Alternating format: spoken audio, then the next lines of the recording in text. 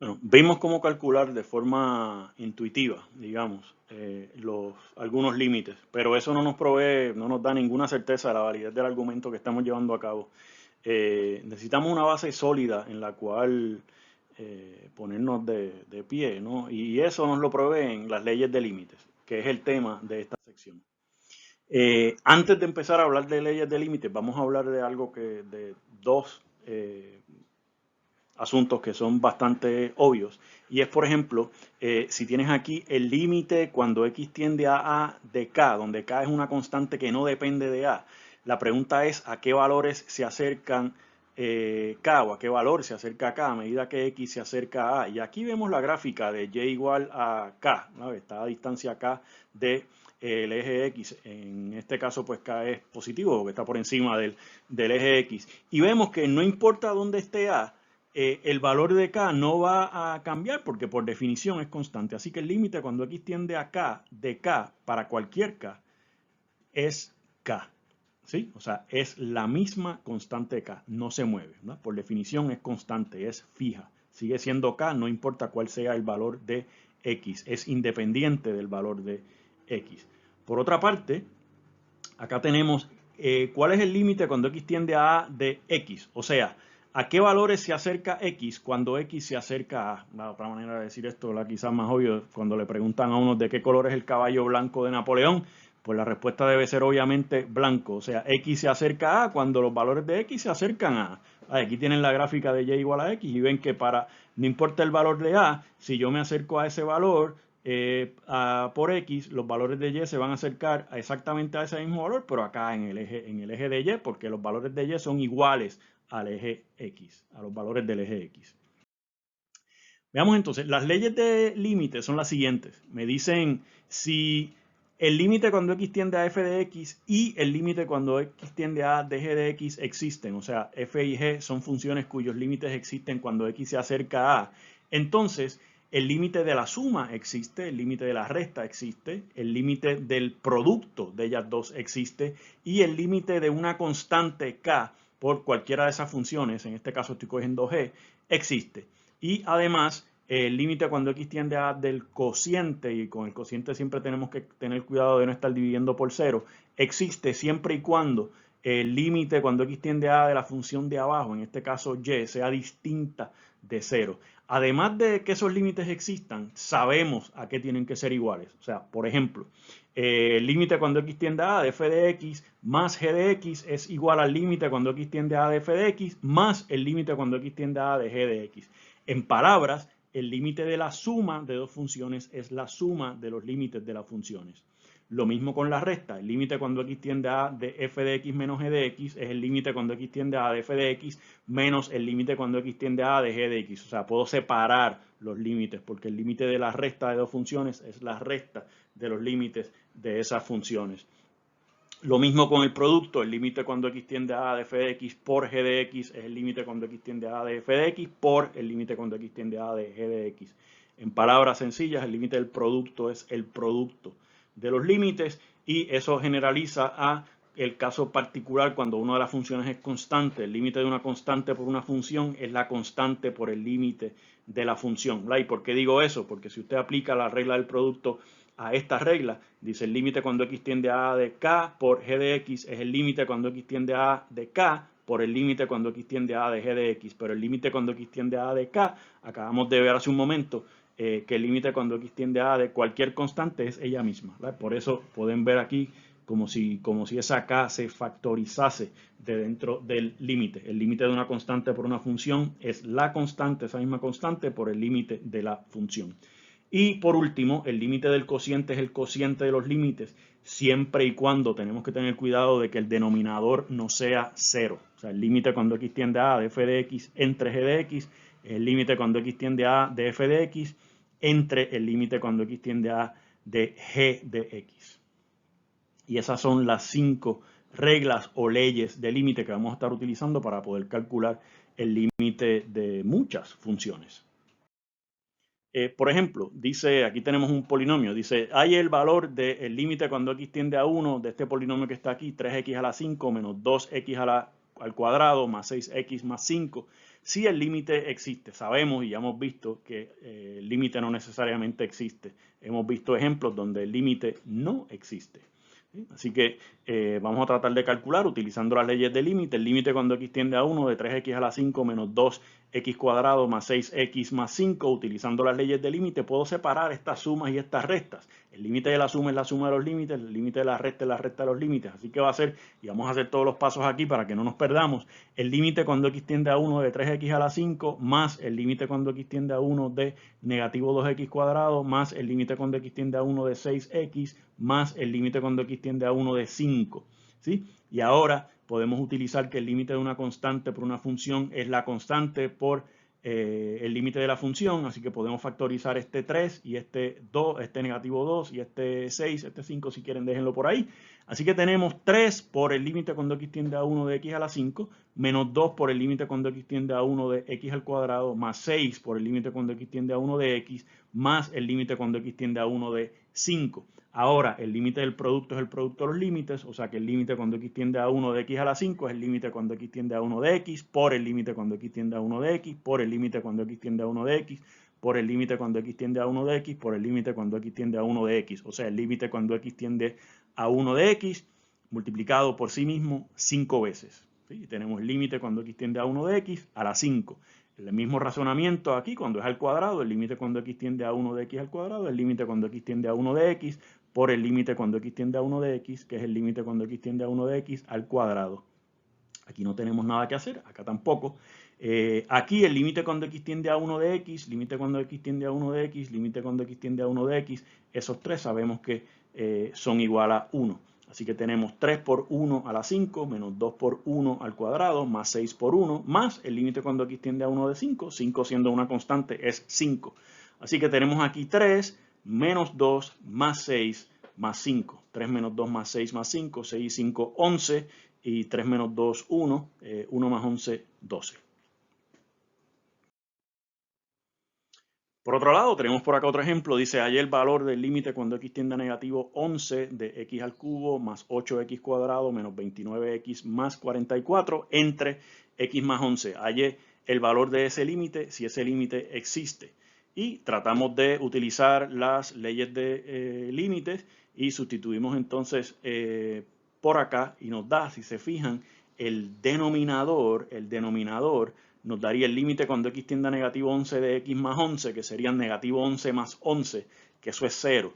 O sea que ahí no podemos utilizar la ley de límite porque el cociente, el denominador del cociente nos da 0 y en ese caso pues está prohibido. Pero afortunadamente si verifican negativo 11 al cubo más 8 por negativo 11 al cuadrado, menos 29 por negativo 11 más 44, es también un múltiplo, es también 0, lo que por el teorema del factor sabemos que entonces f de x es 0 o f de c es 0 si solo si x menos c es un factor de f de x. Así que el factor x más 11 o x menos negativo 11 tiene que ser un factor también de esa expresión, de ese polinomio del numerador, y podemos dividir utilizando división larga o, en este caso, como es un factor lineal en el denominador, podemos utilizar división sintética. Y tenemos aquí los coeficientes en orden descendiente ya, 1, 8, negativo 29 y 44, 1, 8, negativo 29 y 44, y abajo x menos negativo 11, aquí iría el negativo 11. Bajamos el 1, negativo 1, negativo 11 por 1 sería negativo 11, 8 más negativo 11 es negativo 3, negativo 11 por negativo 3 son 33, negativo 29 más 33 son 4, negativo 11 por 4 son negativo 44 y 44 más negativo 44 es 0, residuo 0 y el polinomio que resulta es un polinomio de grado 2 cuyos coeficientes son 1, negativo 3 y 4, así que tenemos x cuadrado menos 3x más 4. Así que tenemos entonces que el límite cuando x tiende a negativo 11 de x al cubo más 8x cuadrado menos 29x más 44 sobre x menos 11 es equivalente, es igual al límite cuando x tiende a negativo 11 de x cuadrado menos 3x más 4. Esto porque estamos cancelando el factor de x más 11 que tienen ambos términos, ambas expresiones en común, ambas expresiones algebraicas. Debo resaltar o debo reseñar aquí que podemos cancelar ese factor de x más 11 porque aunque nos estamos acercando a negativo 11, x nunca llega a ser negativo 11, por lo que x más 11 pues nunca es 0 y como no es 0 podemos cancelarlo. Y con esta expresión ya polinomial podemos entonces utilizar las leyes de polinomio para poder calcularlo, evaluarlo. Tenemos el límite cuando x tiende a negativo 11 de x cuadrado más el límite cuando x tiende a negativo 11 de negativo 3x más el límite cuando x tiende a negativo 11 de 4. Lo mismo aquí que hicimos en el ejemplo anterior, el límite cuando x tiende a negativo 11 de x cuadrado, el límite cuando x tiende a negativo 11 de x al cuadrado, y el límite cuando x tiende a negativo 11 de x es negativo 11. Lo mismo por acá, factorizamos el negativo 3 y ya el 4 se queda quieto y tenemos negativo 11 al cuadrado, que es 121, menos 3 por negativo 11, que eso sería más 33, más 4. Y aquí tenemos 121 más 33 más 4, 121 y 33 son 154 y 4 son 158. Así que ese límite sí existe y es igual a 158. Por acá nos dice, hay el valor del límite cuando x tiende a 2 de valor absoluto de x menos 2 sobre x menos 2 si es que ese límite existe. De nuevo, no podemos utilizar las leyes de límites directamente porque cuando sustituimos x igual a 2 en el denominador nos da 2 menos 2 que es 0 y división por 0 pues no está definida. Así que tenemos que hacer otra cosa y podemos recurrir a utilizar la definición de lo que es el valor absoluto de x. Recuerden que la definición de valor absoluto de x te va a devolver x si x es positivo o 0 o te va a devolver negativo x si x es negativo porque el valor absoluto siempre te devuelve un número que no es negativo, es positivo o 0. Es la distancia de cualquier punto en la recta a el origen, a 0. Así que verificamos este simbolito aquí de más, significa que nos estamos acercando por la derecha. Este simbolito de menos simboliza que nos estamos acercando por la izquierda, a 2. Así que verificamos qué pasa a la derecha de 2. El límite cuando x tiende a 2 por la derecha de valor absoluto de x menos 2 sobre x menos 2. Si nos acercamos por valores mayores que 2, o sea, por la derecha de 2, entonces cuando le resto 2 me va a quedar un número positivo. Por lo que valor absoluto de esa expresión te va a devolver ella misma.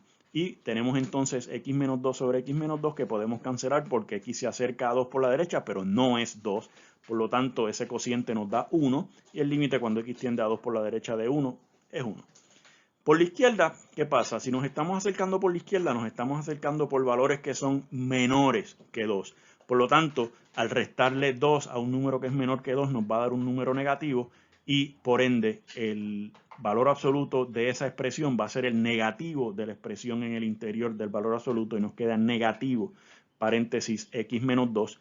Si cancelamos los x menos 2 porque x se acerca a 2 pero no es 2, nos queda negativo 1 y el límite cuando x tiende a 2 por la izquierda de negativo 1 es negativo 1.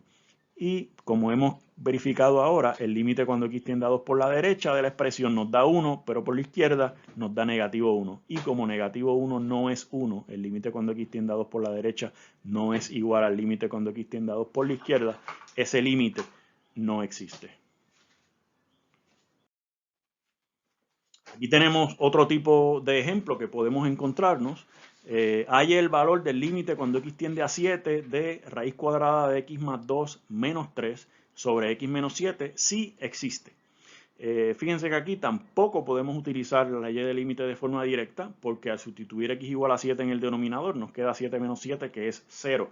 Por lo tanto tenemos que recurrir o acudir a otra técnica. ¿Qué podemos hacer?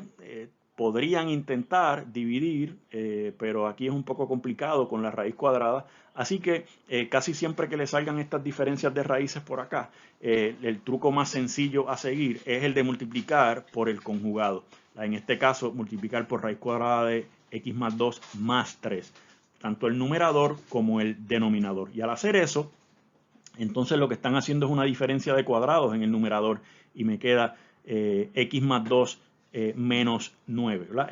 Raíz cuadrada de x más 2 por raíz cuadrada de x más 2, que es x más 2, menos 3 por 3, me queda negativo 9. O sea que el límite cuando x tiende a 7 de raíz cuadrada de x más 2 menos 3 sobre x menos 7, aquí lo que estamos haciendo al multiplicar por el conjugado arriba y abajo es multiplicar por 1, o sea que no estamos afectando la expresión, nos queda x más 2 menos 9, que es x menos 7, y fíjense que en el denominador no he hecho nada. Y no he hecho nada porque ahora estos x menos 7 los puedo cancelar, y aquí me queda 1 sobre raíz cuadrada de x más 2 más 3. Y ya, si se fijan, al sustituir x igual a 7 en el denominador, nos queda raíz cuadrada de 7 más 2, eso es raíz cuadrada de 9, que es 3 más 3. Y nos queda 1 sobre 3 más 3, que es un sexto. Y por último, para resumir, fíjense que esto es exactamente lo que hemos estado utilizando. Para cualquier polinomio P, si utilizamos las leyes de límites, el límite cuando x tiende a A de P de x es igual al valor del polinomio cuando evaluamos en A, es igual a P de A. Y para cualquier función racional, como la función racional es un cociente de polinomios, el límite cuando x tiende a A de P de x va a ser P de A sobre Q de A, siempre que Q de A sea distinto de 0. O sea, basta con sustituir el valor al cual x se está acercando en la expresión, tanto racional como polinomial, para tener el resultado, y no tenemos que hacer todos los pasos cada vez que trabajamos con ellos. O sea que ahí tenemos un adelanto y un ahorro en computación.